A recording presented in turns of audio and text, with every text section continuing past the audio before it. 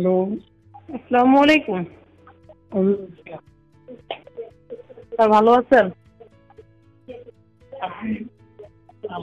Sir চিনতে পারছেন আমাকে?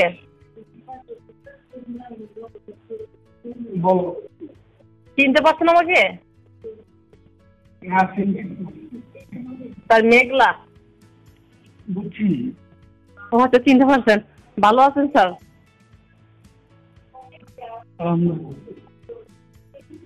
স্যার নেট মনে প্রবলেম, কথা বুঝতেছি না আপনার। নেটের তো প্রবলেম সবাই জানে। জি জি জি জি, এর জন্য কথা বুঝতে আসতেছে না আপনার। আমি তো তোমার কথা শুনতেছি। কিন্তু আপনার কথাগুলো কেটে কেটে আসতেছে। এটা নেটের প্রবলেম। জি জি জি, হ্যাঁ নেটের প্রবলেম। আর বাঙালিং এমন একটু সমস্যা করে। আপনার তো আবার গ্রামীণ সিম, আমার হচ্ছে আবার বাঙালিং সিম। বাঙালিং এমনিতে একটু প্রবলেম করে। তো স্যার ভালো আছেন তো? আপনার সাথে তো অনেকদিন যাবত যোগাযোগ হয় না। সেই হ্যাঁ ব্যস্ত আপনি এর জন্য। আবার আপনাকে হোয়াটসঅ্যাপে কল দিছিলাম, যখন হোয়াটসঅ্যাপ ছিল আপনি রিসিভ করেন নাই, তো ভাবলাম ব্যস্ত। এখন ঠিক আছে। স্যার এখন ব্যস্ততা কাটছে আপনার? কিন্তু স্যার আমি কিন্তু স্যার আন্দোলনে ছিলাম না স্যার। নিজের জান বাঁচানো ফরজ। তুমি কোথায় ছিলে? আমি স্যার বাসায় ছিলাম, এই আন্দোলনে আমি না, নিজের জান বাঁচানো আগে ফরজ। যেটা পিএম ভালো মনে করবে সেটাই করবে, এইগুলো আন্দোলনে ফাও আন্দোলন কেন করবো আমি? জান বাঁচানো ফরজ। আচ্ছা। ও মাই গড, এই আন্দোলনে নাই। এই জায়গায় গিয়া না। হ্যাঁ হ্যাঁ, আমি বাসায় ছিলাম বা বল টাইম।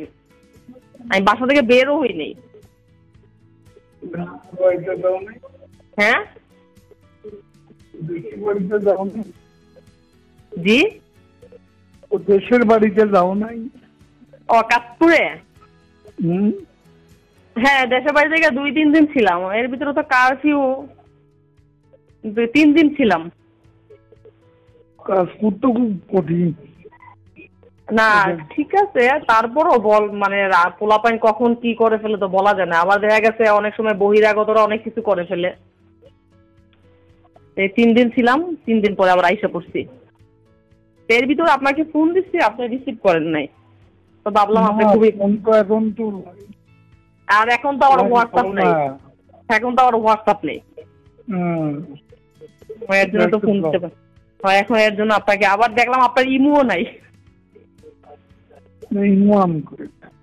হ্যাঁ সেই জন্য ভাবলাম একটু নাম্বারে কল দিই আপনাকে। তো স্যার ব্যস্ততা কাটছে তো এখন না?